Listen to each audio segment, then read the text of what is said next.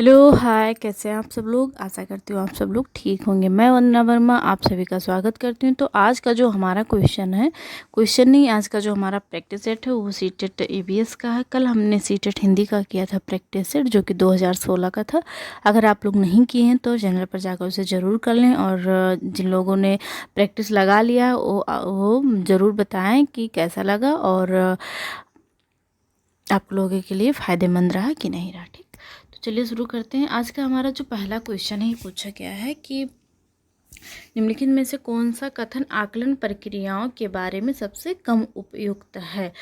निम्नलिखित में से कौन सा कथन आकलन प्रक्रियाओं के बारे में सबसे कम उपयुक्त है। पहला ऑप्शन है बच्चों के निजी विवरण और व्यक्तिगत पृष्ठपोषण देना वांछनीय अभ्यास है। दूसरा ऑप्शन है कि सीखने के संकेतों और उप संकेतों की सूची बनाना रिपोर्टिंग को अधिक विस्तृत बनाता है। तीसरा ऑप्शन है ठीक, अच्छा और बहुत अच्छा जैसी टिप्पणियां बच्चों के सीखने के बारे में एक समझ प्रदान करती हैं। चौथा ऑप्शन है कि बच्चों के पोर्टफोलियो में उनके सबसे बेहतर कार्य न होकर सभी तरह के कार्य होने चाहिए। तो जो इसमें सबसे कम उपयुक्त है वो ऑप्शन नंबर ये है। तो ऑप्शन नंबर ये हमारा राइट आंसर हो जाएगा। अगला क्वेश्चन है कि दिए गए प्रश्न को ध्यान से पढ़िए। क्या आपने अपने घर या स्कूल के आसपास जानवर देखे हैं जिनके छोटे बच्चे हैं? अपनी नोटबुक में इनके नाम लिखिए। इस प्रकार के माध्यम से किस प्रक्रमण कौशल का आकलन किया गया है। पहला ऑप्शन है वर्गीकरण एवं चर्चा, परिकल्पना एवं प्रयोग, न्याय के लिए सरोकार, और चौथा ऑप्शन है अवलोकन एवं रिकॉर्ड। तो इसका जो हमारा राइट आंसर हो जाएगा ऑप्शन नंबर डी होगा, अवलोकन एवं रिकॉर्ड। अगला क्वेश्चन है कि पर्यावरण अध्ययन की अंतः विषय प्रकृति पर्यावरणीय मुद्दों को डॉट डॉट द्वारा संबोधित करती है। तो पहला ऑप्शन है कि विज्ञान और सामाजिक विज्ञान की विषय वस्तु और पद्धति के प्रयोग। दूसरा ऑप्शन है सामाजिक विज्ञान और पर्यावरण शिक्षा की विषय वस्तु और पद्धति। तीसरा ऑप्शन है कि विज्ञान के विषय वस्तु और पद्धति के प्रयोग। चौथा ऑप्शन है विज्ञान, सामाजिक विज्ञान और पर्यावरण शिक्षा की विषय वस्तु और पद्धति के प्रयोग। तो इसका जो हमारा राइट आंसर होगा ऑप्शन नंबर डी हो जाएगा। आगे बढ़ते हैं। अगला क्वेश्चन हमारा है कि कक्षा 5A के शिक्षक एक सवाल देते हैं जिसमें पेड़ों के 5 लाभ लिखना है, जबकि कक्षा 5B के शिक्षक निम्न सवाल देते हैं कि क्या होगा अगर धरती पर कोई पेड़ ना हो। इन सवालों की प्रकृति कैसी है। पहला ऑप्शन है बंद अंत वाला अभिसारी, और दूसरा है मुक्त अंत वाला अपसारी। सबसे पहले हम लोग अभिसारी, अपसारी, बंद मुक्त और मुक्त अंत की बात कर लेते हैं। तो जो हमारा मुक्त अंत अभिसारी होता है इसे किसे कहते हैं हम, तो जब कोई प्रश्न पूछा जाए उसके लिए कोई सीमा निर्धारित ना किया जाए, ना ही कोई समय हो कि हाँ आपको इतने लिमिट टाइम में आपको बताना है, तो वो हमारा मुक्त अंत अभिसारी मतलब अभिसारी होता है। लेकिन अगर वहीं प्रश्न के को एक लिमिट दे दिया जाए, निर्धारित सीमा दे दी जाए, तो हमारा बंध अंत अपसारी चिंतन कहलाता है।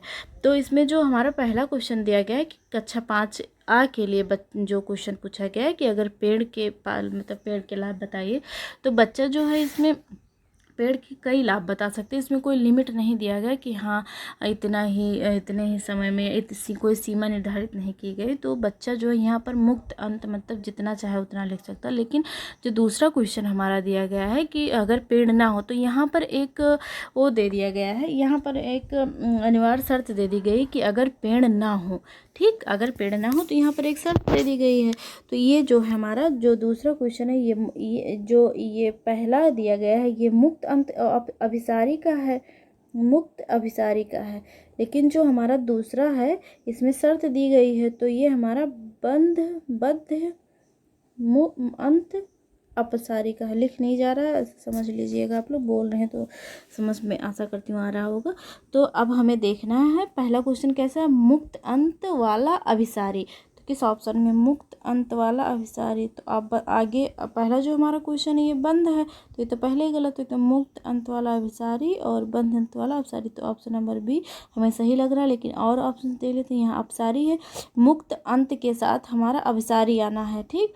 तो केवल ऑप्शन नंबर बी में आ रहा है, तो बाकी ऑप्शन हमारे गलत हैं। ऑप्शन नंबर बी हमारा राइट आंसर होगा। आशा करती हूँ समझ में आया होगा। मुक्त अंत और बंध अंत, अभिसारी और अपसारी, ठीक। कक्षा 1 में पर्यावरण अध्ययन में शिक्षार्थियों के आकलन के बारे में निम्नलिखित में से कौन सा सत्य है या असत्य है। मौखिक परीक्षाएं, क्योंकि हो सकता है कि बच्चे लिखने में सक्षम ना हों। ड्राइंग, क्योंकि बच्चों को इसमें आनंद आता है। शिक्षकों का अवलोकन और रिकॉर्डिंग, किसी को ना रोके, नीति को ध्यान में रखते हुए आकलन की कोई आवश्यकता नहीं है। तो इसका जो हमारा राइट आंसर हो जाएगा जो मौखिक, अगर हम देखें पहला ऑप्शन हमारा क्या है कि मौखिक परीक्षाएं, क्योंकि हो सकता है कि लिखने में सक्षम ना हो, तो ये तो हमारा सही है, सत्य है, और हमें सत्य ही ढूंढना है, असत्य को नकारना है। ड्राइंग, क्योंकि बच्चों को इसमें आनंद आता है, ये भी सही है। शिक्षकों का अवलोकन और रिकॉर्ड, ये भी सही है। किसी को रोको, नीति को ध्यान में रखते हुए, मतलब आकलन की आवश्यकता नहीं है, तो आकलन की आवश्यकता होती है। तो ऑप्शन नंबर ये बी सी 1 2 3 किस ऑप्शन में, तो ऑप्शन नंबर ये में है, तो यही हमारा राइट आंसर हो जाएगा। आगे बढ़ते हैं। किसी कक्षा 5 की शिक्षिका एक एल्यूमिनियम फाइल लेती हैं और पानी में डाल देती हैं एवं दिखाती है कि वह ऊपर तैरता है। फिर वह फाइल को मरोड़ कर जोर से दबाती हैं और फिर से पानी में डालते हैं तथा विद्यार्थियों को दिखाती हैं कि वह डूबता है। बाद में वह विद्यार्थियों को यह सोचने और कारण देने के लिए कहती हैं कि ऐसा क्यों हुआ। इस प्रकार का प्रश्न देने में निम्नलिखित में से कौन से प्रक्रमण कौशल का प्रयोग किया जाएगा। पहला ऑप्शन है परिकल्पना, दूसरा ऑप्शन वर्गीकरण, तीसरा ऑप्शन अवलोकन और चौथा ऑप्शन है मान। तो अगर टीचर उनसे प्रश्न का उत्तर देने में निम्नलिखित किस, मतलब ये कह रही है कि इसका कारण बताइए आप लोग, मतलब इसका, तो जो कह रही टीचर, तो उसका मेन उद्देश्य क्या है, किस कौशल का प्रयोग किया जाएगा उसमें, तो वर्गीकरण। तो इसमें वर्गीकरण तो नहीं होगा, तो उसका जो एल्यूमिनियम फाइल है उसका वर्गीकरण थोड़ी करना है, तो ये तो हमारा वैसे ही गलत हो गया। मापन, उसे मापना भी नहीं है। परिकल्पना और अवलोकन, तो उसके जो इसमें दोनों में से हमारा राइट आंसर होगा ऑप्शन नंबर ये होगा। अवलोकन का किसे कहते हैं, अगर हम देखें तो किसी घटना को देखकर उसके कारण का पता लगाना क्या कहलाता है, अवलोकन कहलाता है। अतः जो कक्षा 5 के विद्यार्थी हैं उनके सामने शिक्षिका ने एक घटना दिखाई, उस घटना पर शिक्षार्थियों को कहा गया कि अपने विचार घटना के कारणों का पता लगाना, मतलब उनके अवलोकन कौशल को प्रकट करना था, जिसके द्वारा वो क्या करेंगे, मतलब जो घटना थी उस पर विचार करें और अपने जो कौशल, अवलोकन कौशल हैं वो व्यक्त करें। तो ऑप्शन नंबर सी हमारा राइट आंसर हो जाएगा। अगला क्वेश्चन है कि पर्यावरण अध्ययन के शिक्षा शास्त्र के संदर्भ में सिवाय के निम्नलिखित सभी वांछनीय अभ्यास हैं। अवलोचनात्मक चिंतन और समस्या समाधान के लिए क्षमता संवर्धन करने, बच्चे की अस्मिता, व्यक्तित्व का पोषण करने, वास्तविक अवलोकन के स्थान पर पाठ्यपुस्तकीय ज्ञान की श्रेष्ठता को स्वीकार करने, पाठ्य पुस्तकों और संदर्भों की बहुलता को बढ़ावा देने। तो इसका जो हमारा राइट आंसर होगा ऑप्शन नंबर, इसका हमारा कौन सा राइट आंसर हो जाएगा, ऑप्शन नंबर सी हो जाएगा। वास्तविक अवलोकन के स्थान पर पाठ्य पुस्तकीय ज्ञान को श्रेष्ठता को स्वीकार करने, तो ऑप्शन नंबर सी हमारा राइट आंसर होगा। आगे बढ़ते हैं।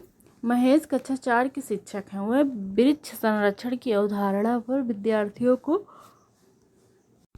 संवेदनशील बनाने के लिए योजना बनाते हैं। निम्नलिखित में से कौन सी एक गतिविधि इस उद्देश्य के लिए सर्वाधिक उपयोगी है। पहला ऑप्शन वाद विवाद प्रतियोगिता का आयोजन करना, ये उतना सही काम नहीं करेगा जो वृक्ष संरक्षण के लिए, कि आप वाद विवाद करवा दें जिससे बच्चे क्या हों कि वृक्ष संरक्षण के लिए संवेदनशील होंगे। नहीं, ऐसा नहीं है। एक पौधे को अपनाने और उनका पोषण करने के लिए प्रत्येक विद्यार्थी को प्रेरित करना, ये सही लग रहा। पोस्टर प्रतियोगिता में हिस्सा लेने के लिए विद्यार्थियों को प्रोत्साहित करना, नहीं। समूह चर्चा, नहीं। तो इसका जो हमारा राइट आंसर होगा ऑप्शन नंबर बी हो जाएगा, कि प्रत्येक बच्चे से ये कहा जाए कि एक छोटा सा पौधा लगाइए और उनका देखभाल करिए। तो क्या होगा कि बच्चे जो होंगे वो ज़्यादा संवेदनशील होंगे और बहुत ही अच्छे से मतलब वृक्षों का संरक्षण करेंगे। पर्यावरण अध्ययन में बच्चे शिल्प कला और चित्रकला को समूह में सीखना विशेष रूप से पसंद करते हैं, क्योंकि यह सहपाठी अधिगम को बढ़ावा देता है। यह सामाजिक अधिगम के बेहतर बना को यहाँ होना चाहिए, सामाजिक अधिगम को बेहतर बनाता है। जब बच्चों की सृजनात्मकता की प्रशंसा की जाती है तो वे खुश होते हैं व उनके प्रति प्रेरित भी होते हैं। यह कक्षा में अनुशासन को बढ़ाता है। तो इसका जो हमारा राइट आंसर होगा, इसमें जो हमारे कौन कौन से इसमें जो हमारे दिए गए हैं, ये ऑप्शन पहला ऑप्शन है कि सहपाठी अधिगम को बढ़ावा देता है, ये भी सही है, क्योंकि जो चित्रकला है, शिल्पकला है, बच्चे समूह में कार्य करेंगे, तो पहला तो हमारा सही है, तो ऑप्शन नंबर ये एक हो गया। दूसरा क्या दिया गया है कि यह सामाजिक अधिगम को बेहतर बनाता है, तो ये भी हमारा सही है, दूसरा हो गया। तीसरा ऑप्शन क्या है कि जब बच्चों की सृजनात्मकता की प्रशंसा की जाती है तो वो क्या होते हैं, प्रसन्न हो जाते हैं, तो ये भी हमारा सही है। यह कक्षा में अनुशासन को बढ़ावा देता है, तो जो कक्षा में अनुशासन की बात कही गई है ये नहीं होता है इसमें चित्रकला या शिल्पकला। तो ऑप्शन नंबर सी हमारा राइट आंसर होगा। प्रयोग करना आकलन का एक संकेतक है। निम्नलिखित में से कौन सा एक प्रयोग करने संबंधी संकेतक का आकलन करने का सबसे उपयुक्त तरीका है? पहला, चित्र पठन, सृजनात्मक खेल, निदर्शन प्रदर्शन, हस्तपरक गतिविधियाँ। तो इसमें जो हमारा सबसे बढ़िया और सटीक आंसर होगा ऑप्शन नंबर डी होगा, हस्तपरक गतिविधियाँ। तो ऑप्शन नंबर डी हमारा राइट आंसर होगा। प्राथमिक कक्षाओं में विद्यार्थियों के पास अनेक उपकरणों में अनेक वैयक्तिक अवधारणाएं होती हैं, जैसे सजीव, निर्जीव, जल चक्र, पौधे आदि। इन वैयक्तिक अवधारणाओं के स्रोत हो सकते हैं परिवार एवं समुदाय, पाठ्य पुस्तकें एवं अन्य पुस्तकें, शिक्षक, कहानियाँ एवं कविताएं। तो इसका जो हमारा सबसे बढ़िया आंसर होगा कौन सा होगा? पहला है परिवार एवं समुदाय, ये तो हमारा सही होगा। और दूसरा ऑप्शन है कि पाठ्य पुस्तकें एवं अन्य पुस्तकें, ये भी सही है। कहानियाँ एवं कल्पना, ये भी सही है, लेकिन जो शिक्षक है ये गलत है। तो ऑप्शन नंबर 1, 2, 4 ये हमारा सही, ऑप्शन नंबर ये हमारा राइट आंसर हो जाएगा। अगला क्वेश्चन है कि कांच के जार तथा बोतलों को उनमें अचार भरने से पूर्व सूर्य की धूप में अच्छी तरह सुखाया जाता है, ऐसा क्यों? उनके तापमान में वृद्धि करने के लिए, उनसे धूल हटाने के लिए, नमी को पूर्णतः हटाने के लिए। तो सबको पता होगा ये धूप में रखा जाता है कि उसमें जो नमी हो पूर्णतः हट जाए, नहीं तो अचार खराब हो जाएगा। रेनू की दादी उसे एक सूखा कुआं दिखाते हुए बताती हैं कि 15-20 वर्ष पहले कुएं में पानी था, लेकिन अब यह पूर्णतः सूख गया। कुएं में पानी सूखने के क्या कारण हो सकते हैं? तो पेड़ों, कुओं तथा उनके आसपास के स्थान की मिट्टी को अब सीमेंट से ढक दिया गया है, ये तो सही है, क्योंकि जब सीमेंट से ढक दिया जाएगा ज़मीन को तो जो पानी बारिश होगी वो इसके अंदर जा ही नहीं पाएगा, वाष्पित होकर ऊपर चला जाएगा आसमान में, तो ये तो हमारा सही है। दूसरा ऑप्शन है कि आसपास के इलाके में बहुत सारे बोरिंग पंप लग गए हैं। तीसरा ऑप्शन है कि प्रत्येक व्यक्ति के घर में अब नल होने के कारण कोई भी कुएं का प्रयोग नहीं करता। तो इसमें जो हमारा राइट आंसर होगा ऑप्शन नंबर ये और बी होगा, मतलब पहला ऑप्शन हमारा सही है। बगुला भैंस पर बैठता क्योंकि बगुला तथा भैंस सहजीवी का संबंध है।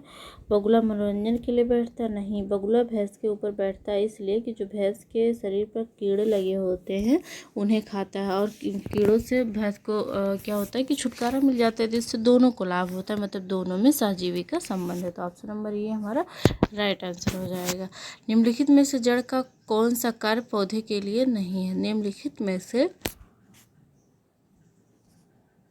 हमारा है कि निम्नलिखित में से जड़ का कौन सा कार्य पौधे के लिए नहीं है? भोजन भंडारण या संचित करना, ह्यूमस उपलब्ध कराना, पौधों को सहारा देना, और चौथा ऑप्शन है जल तथा खनिजों का अवशोषण करना। तो जो हमारे तीन ये ऑप्शन है, ह्यूमस उपलब्ध कराना, पौधों को सहारा देना, जल तथा खनिजों का अवशोषण करना, ये तो जड़ का कार्य है। लेकिन ये जो ऑप्शन नंबर ये हमारा दिया गया है कि भोजन का भंडारण एवं संचित, तो ये पत्तियों का काम होता है, क्योंकि प्रकाश संश्लेषण की क्रिया द्वारा भोजन का निर्माण करते हैं।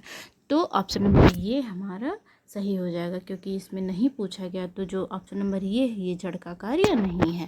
ठीक, अगला क्वेश्चन है कि कर्णम मल्लेश्वरी के विषय में नीचे दिए गए कथनों पर विचार कीजिए। पहला ऑप्शन दिया गया है कि वह अंतर्राष्ट्रीय ख्याति प्राप्त भारोत्तोलक वेटलिफ्टर हैं, कर्नाटक की हैं।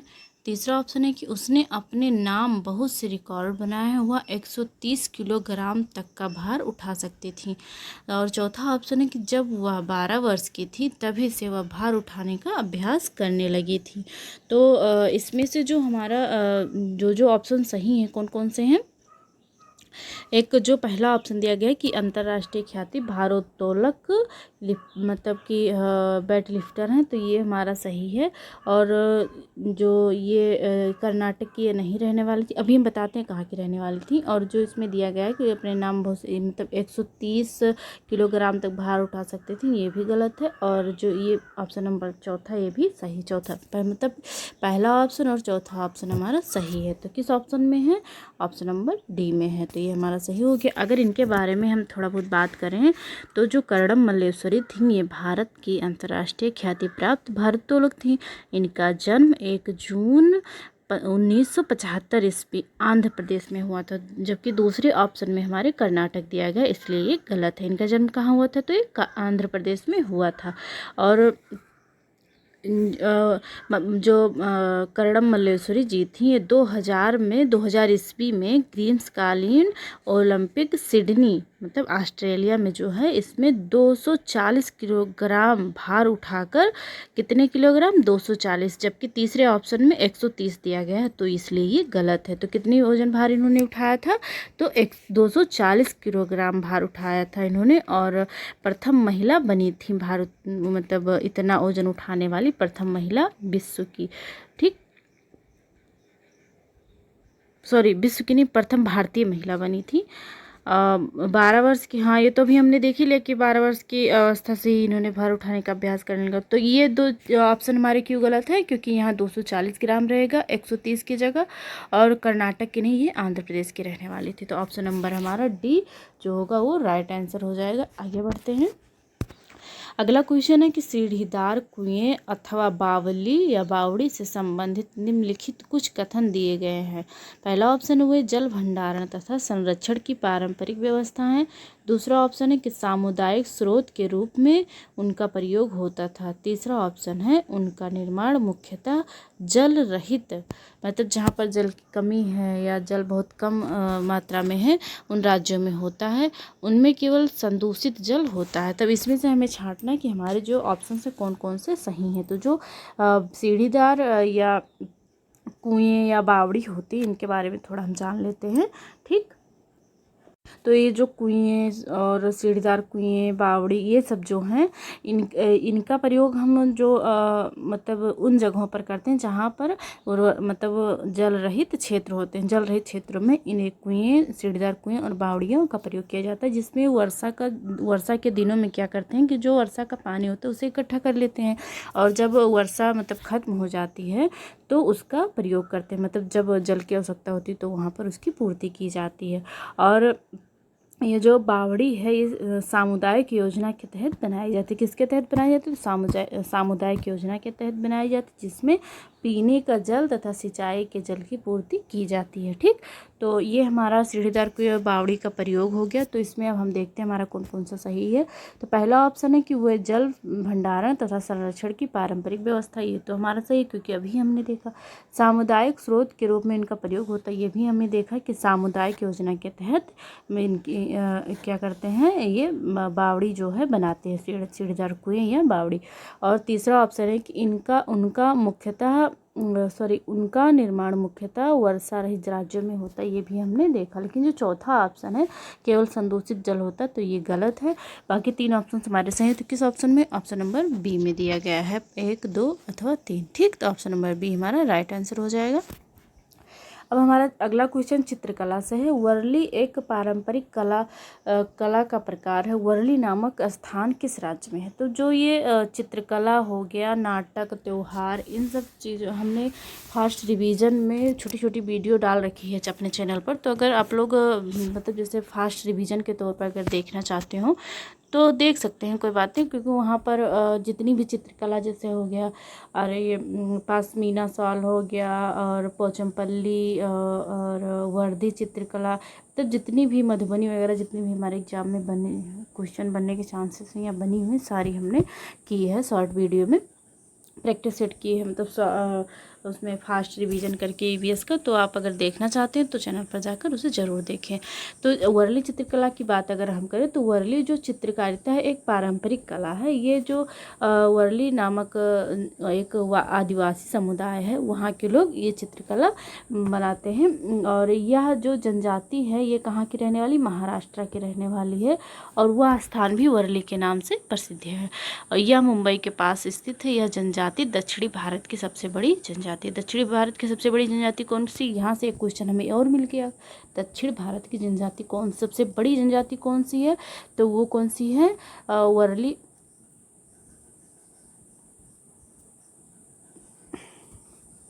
वर्ली जनजाति है। अगर ये पूछा जाए कि भारत में पाए जाने वाली सबसे बड़ी जनजाति कौन सी है, मतलब सर्वाधिक पाई जनजाति कौन, तो थारू जनजाति है, जो कि दीपावली को शोक दिवस के रूप में मनाती है। तो इसका हमारा राइट आंसर होगा ऑप्शन नंबर ये, महाराष्ट्र। वर्ली चित्रकला जो है कहाँ का है? तो ये महाराष्ट्र का है। अगला क्वेश्चन है कि तमिलनाडु के निकटवर्ती समीपवर्ती राज्य हैं। पहला ऑप्शन है केरल, पहले ऑप्शन में दिए गए हैं केरल, कर्नाटक और आंध्र प्रदेश। दूसरे ऑप्शन में दिए गए हैं केरल, गुजरात और कर्नाटक। तीसरे ऑप्शन में दिए गए आंध्र प्रदेश, गोवा और कर्नाटक। चौथे ऑप्शन में दिया गया है गोवा, कर्नाटक और केरल।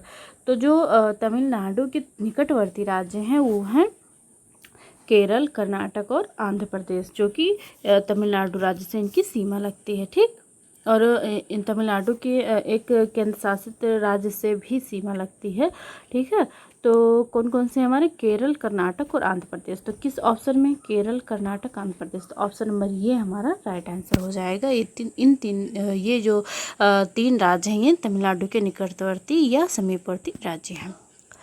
निम्नलिखित में से किसकी सुनने की शक्ति इतनी तीक्ष्ण होती है कि वह वायु से पत्तों के हिलने की ध्वनि और घास पर किसी जानवर के चलने की ध्वनि में अंतर कर सकता है?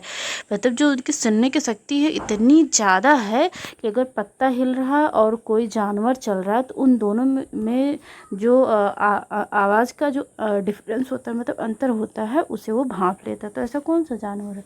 ऐसा तो हमने बाघ वाले में देखा था कि ऐसा बाघ करता है।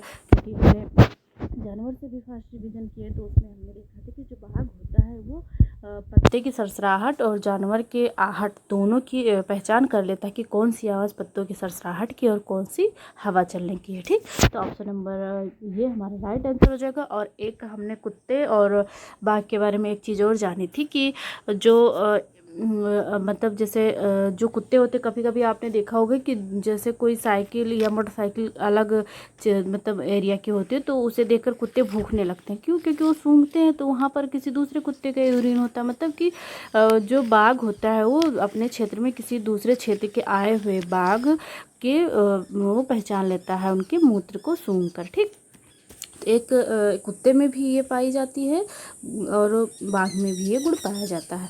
अगला क्वेश्चन है कि जब कोई व्यक्ति ट्रेन अथवा फिर से पढ़ते हैं। जब कोई व्यक्ति ट्रेन द्वारा अहमदाबाद से केरल की यात्रा करता है, जब वह अनेक सुरंगों को पार करता है, ये सुरंगें पर्वतों में हैं।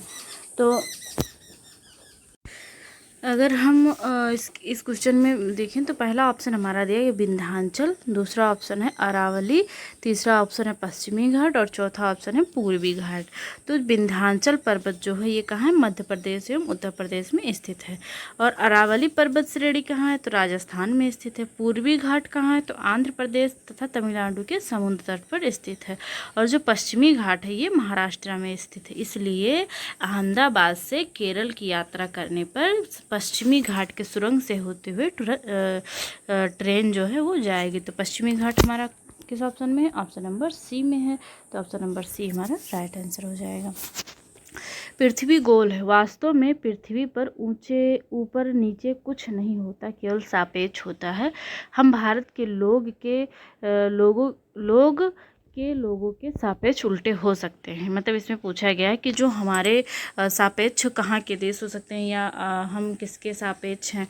तो इसका जो हमारा राइट आंसर होगा ऑप्शन नंबर ये हो जाएगा, अलास्का, यूएसए। ठीक। ग्लोब पर जो भारत की स्थिति है वो अलास्का की स्थिति देखने पर पता चलता है कि हम भारत के लोग अलास्का के लोगों के सापेक्ष उल्टे हैं। ठीक। आगे बढ़ते हैं। मच्छरों के प्रजनन की रोकथाम के लिए ठहरे पानी पर तेल डालने की सलाह दी जाती है। ऐसा इसलिए कहा जाता है क्योंकि तेल ऑक्सीजन की आपूर्ति को काट देता है, जिससे मच्छरों का प्रजनन थम जाता है। दूसरा ऑप्शन है कि मच्छरों को तेल द्वारा विकर्षित किया जाता है। तीसरा ऑप्शन है मच्छर तेल द्वारा मर जाते हैं। और चौथा ऑप्शन है कि मच्छर तेल की परत में फंस जाते हैं।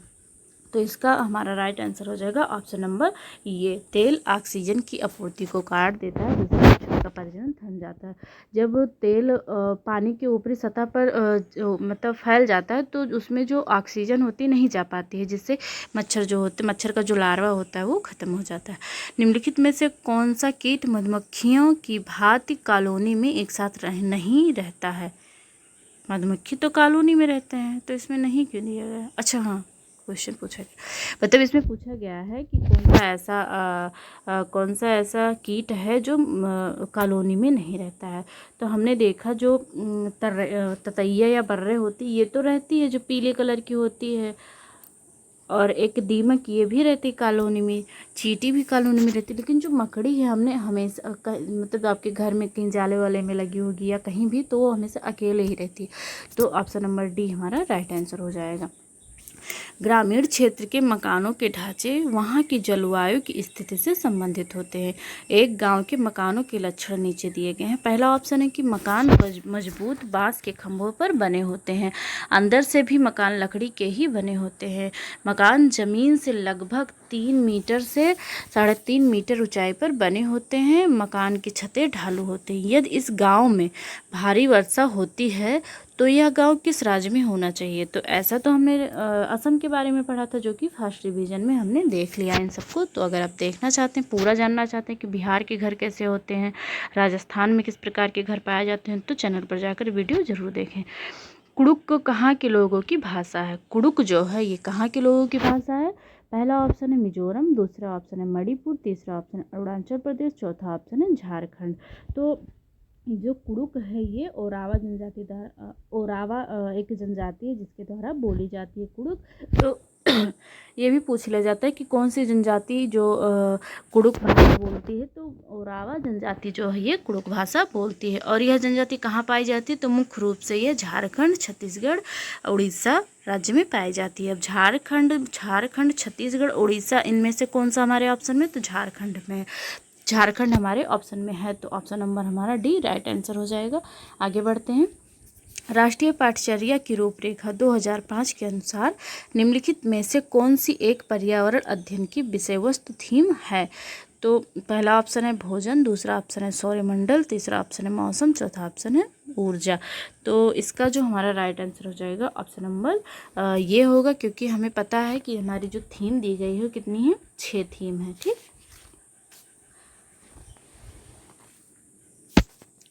आगे बढ़ते हैं हम लोग। पर्यावरण अध्ययन में विषय वस्तु थीम आधारित उपागम को अपनाने के समर्थन में निम्नलिखित में से कौन सा तर्क सबसे अधिक सशक्त है। पहला ऑप्शन है, यह पाठ्य योजनाओं को एक ढांचा प्रदान करने और शिक्षण को अधिक प्रभावी बनाने में मदद करता है। दूसरा ऑप्शन है कि यह शिक्षण को अधिक रोचक और गतिविधि आधारित बनाने में मदद करता है। तीसरा ऑप्शन है कि यह अवधारणाओं, मुद्दों और कौशलों के बृहद विस्तार को सम्मिलित करने में मदद करता है। चौथा ऑप्शन दिया गया है कि यह विषय सीमाओं को नरम मतलब सौम्य बनाने और संपूर्णता में ज्ञान को प्राप्त करने में मदद करता है। तो इसका जो हमारा राइट आंसर होगा ऑप्शन नंबर डी हो जाएगा। यह विषय सीमाओं को सौम्य बनाने और संपूर्णता में ज्ञान प्राप्त करने में मदद करता है। आगे बढ़ते हैं। प्राथमिक कक्षाओं में पर्यावरण अध्ययन को सीखने में कहानियाँ एक महत्वपूर्ण पहलू हैं। पर्यावरण अध्ययन के कक्ष में कहानी सुनाने के लिए निम्नलिखित में से कौन सा सबसे कम उपयुक्त कारण है। कहानियों में व्यक्ति के अनुभव शामिल होते हैं। कहानियाँ अनेक विषय क्षेत्रों को छूती हैं। तीसरा ऑप्शन है, कहानियाँ कक्षा प्रबंधन में सहायता करती हैं। चौथा ऑप्शन है, कहानियाँ पर्यावरण अध्ययन अवधारणाओं से संबंध जोड़ने के लिए संदर्भ उपलब्ध कराती हैं। तो जो हमारा पहला ऑप्शन है ये भी सही है कि अनेक व्यक्ति के अनुभव उसमें शामिल होते हैं, अनेक विषय को छूती, ये भी सही है। और जो पर्यावरण अध्ययन की अवधारणाओं से संबंध जोड़ने का संदर्भ उपलब्ध करती है, ये भी सही। लेकिन जो हमारा ऑप्शन नंबर सी है ये तो हमारा राइट होगा, लेकिन ये सबसे कम उपयुक्त है कि कहानियाँ कक्षा प्रबंधन में सहायता करती हैं। ठीक, तो अगला क्वेश्चन देखते हैं। पर्यावरण अध्ययन पाठ्य पुस्तक की विषय वस्तु में परिभाषाओं और व्याख्याओं को दूर रखा जाना चाहिए। रटकर सीखने को हतोत्साहित करना चाहिए। बच्चों को प्रश्न करने और खोजने का मौका मिलना चाहिए। बच्चों को केवल लिखित जानकारी दी जानी चाहिए। तो चौथा ऑप्शन हमारा तो पहले ही गलत हो गया, क्योंकि केवल लिखित जानकारी नहीं देना है। फिर आगे देख लेते हैं हम दोबारा। तो उसमें दिया गया है कि परिभाषाओं और व्याख्याओं को दूर रखना चाहिए, तो ये भी गलत है। रटना, ये भी गलत। ऑप्शन नंबर हमारा कौन सा सही जाएगा? केवल तीसरा सही है, तो ऑप्शन नंबर हमारा सी जो होगा वो राइट आंसर हो जाएगा, केवल 3। तो आज की जो हमारी क्लास थी यहीं तक थी। हमने 30 क्वेश्चन देखे जो कि 2016 में हमारा सीटेट का एग्ज़ाम हुआ था। इसे हमने प्रैक्टिस सेट किया है। अगर आप लोग ऐसे वीडियो पाना चाहते हो तो चैनल को सब्सक्राइब कर लें, ज़्यादा से ज़्यादा लोगों में शेयर करें और कमेंट करके ज़रूर बताया करें कि जो आज की क्लास थी कैसी लगी आप लोगों को। मिलते हैं हम अगली क्लास में। धन्यवाद।